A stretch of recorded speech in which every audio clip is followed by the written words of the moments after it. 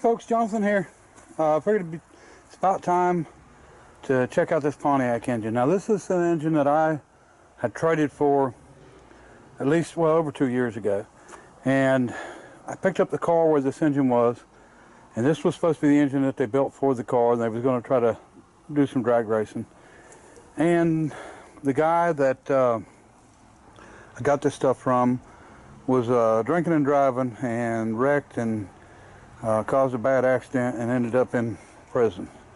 So he got out, and I tried to get a hold of his girlfriend a couple times and all. And I figured my engine was gone, but he finally got out. When he got out, he messaged me or texted me or called me or something. But I got a hold of him, got the engine, went over just about as quick as I could go over there, and here it is. So he did have it covered up, but it was still open in the top.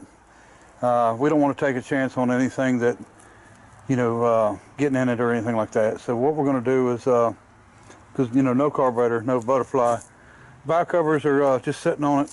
I think they're brand new. I don't think they've ever been used. But I'll tell you a few things about these engines. You know, you can see it's dirty in there.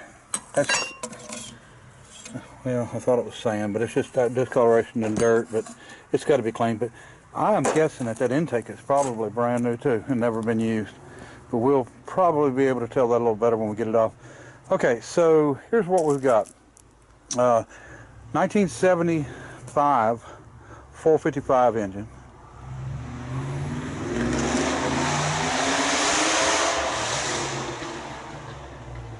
It's a lot of noise for a car. It's just barely moving. I'm sure he's going to do it again when he leaves the stop sign, so I'm going to wait.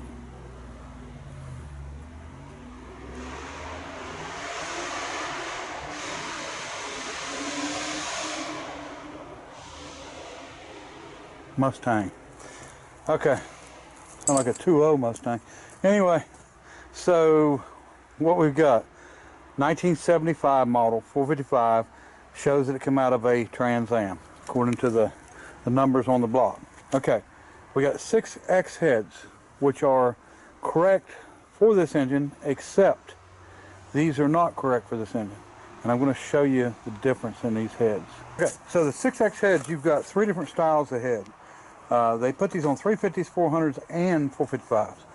But there's a different way besides the 6X, and you'll see the casting number 6X here. But here is 2 bolts. This is for a air conditioning mount. So what you do is you go to the boss behind it, and there should be a number on that boss. And I can't see it. We're going to get some glasses and something to clean it off with, and probably a flashlight and a microscope, telescope. We'll get it. Okay, so here's why I can't see it, because it's not there. It should be there. I hope there ain't a mixed match set of heads on this engine, so we'll find out. All right. Okay, so here's the other side. You can probably see that big 4. So these would either have a 4, a 6, or an 8. And for the other side, for some reason, there's nothing there. We're going to look first at the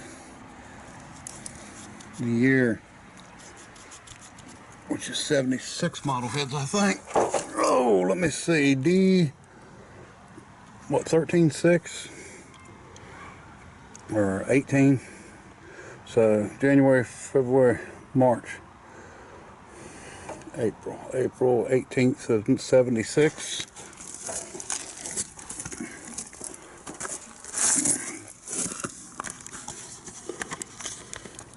April 19th of 76, that'd be the day after. So, maybe they're a set. I sure hope, but I mean, we can measure the CCs in the chamber when we get the heads off and make sure. But, okay, getting back to my point. Could be a 4, a 6, or an 8 for that marking. And depending on which one it is, it's going to be a different CC combustion chamber. So, if it had a 4, which it does, it's going to be a 94 cc combustion chamber. A 6 would be 124 cc, and an 8 would be 100 cc. Now, a 6 is what this engine would have had. Then a 6X head with the number 6 on it, and that would make it 124 cc, which would take the compression down to, you know, mid 7 to 1. So somebody has put these heads on it.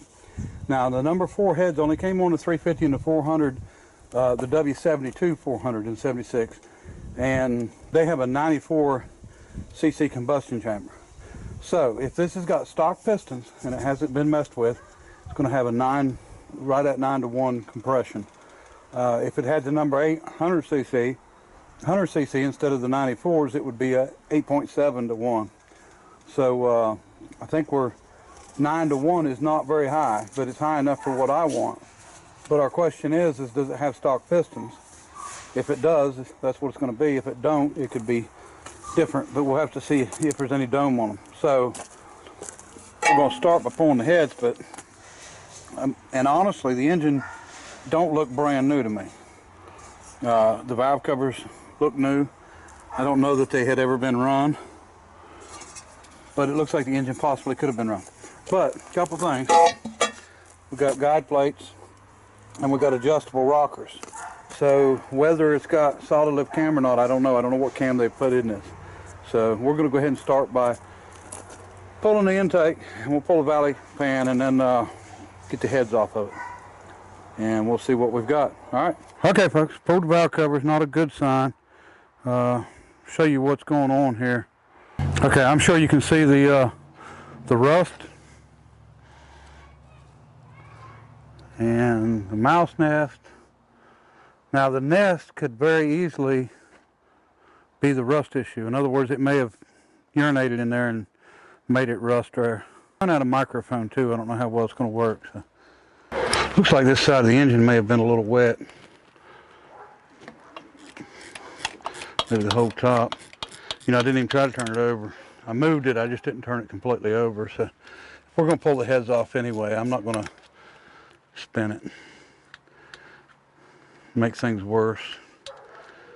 I need this for that 73 Trans Am, and the other 455 I've got that is the original to that car.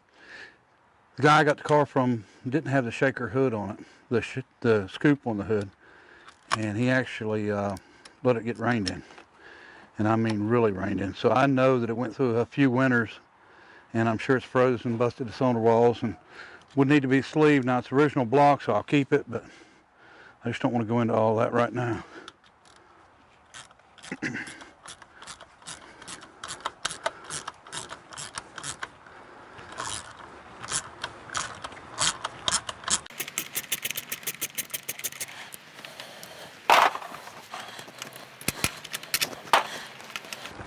Okay, now something I'm looking for that I'm hoping somebody can give me a hand with finding. I am looking for a dragline crane or a front shovel or a push shovel or a pull shovel like a cable excavator. It's the only one I found here in North Carolina that was close enough to really go gets down toward the coast, and it's too wide. It's 16 foot 10 wide, and you got to haul it sideways. But by the time I got it here, it wouldn't be easy to maneuver. So anyway, if anybody knows of an old rusty, the smaller and the older the better, Inslee, Marion, any kind of a Bantam, Bucyrus, anything you can come up with. If anybody knows of one, I would sure be interested. I know Wes from Watch Wes Work has got an Inslee. I spoke to him about it, but it's in really rough shape when it comes to the drive, and I don't think by the time I had it paid to have it moved here that it'd be worth the trouble because of the condition that it's in. So there was another one up, somebody had done a video on 5 years ago, but I don't have a way of getting a hold of them. They was looking to find a place to donate it to, and I'm not looking for a donation, I'm just looking to buy one. But it was a 46 Inslee. But like I said, trying to find anything has been rough.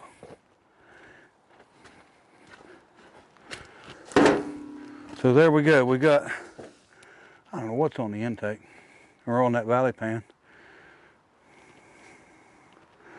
So let me get a 1/2 inch. It looks like, well, it's looking good. Let's put it that way. If you look, hopefully you can see. If I need to, I can put some light on it. The ports look really clean. well, I ain't gonna say clean, there's some dust in there. But what I'm saying is they don't look bad, and the valves look new. Yeah, so the heads have been at least redone. So that's a good thing. And I don't see any rust in any of them. You can see some pine straw and some dirt in them. That's not a good thing. So let's see if we can get this valley pan off and see what we're working with there. We've got, that's not perfect by any means. Until that rag had been sitting wet, we're going to have to hone that back out. Get all that rust out of it. So, all right, let's get this valley pan off.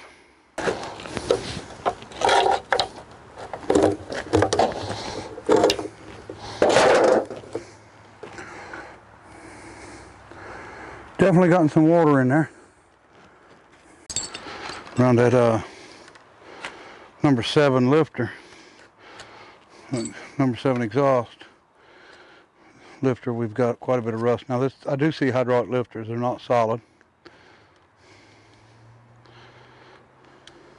I think we've caught it in time to keep it from being too bad, but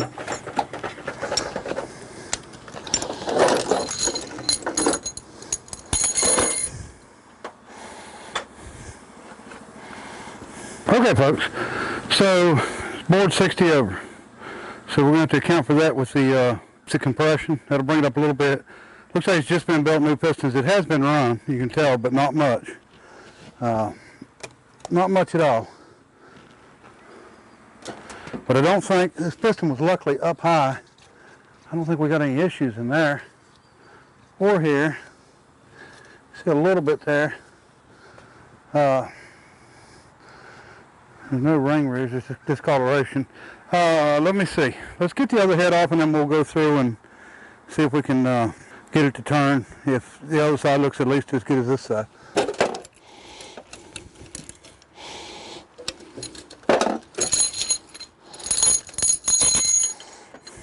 We might have to pick it up and set a block under it, but we're going to see if we can get a ratchet on it, give it a rotation.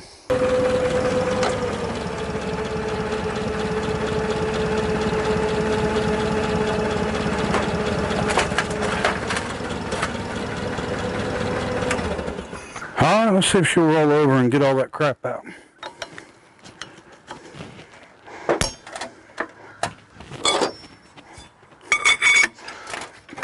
Aha. All right, let me get something, wipe that out, clean it out before we go any farther. Okay, the other side didn't have any rust in it at all, so it was nice and clean, but I think we're going to be all right, block-wise anyway.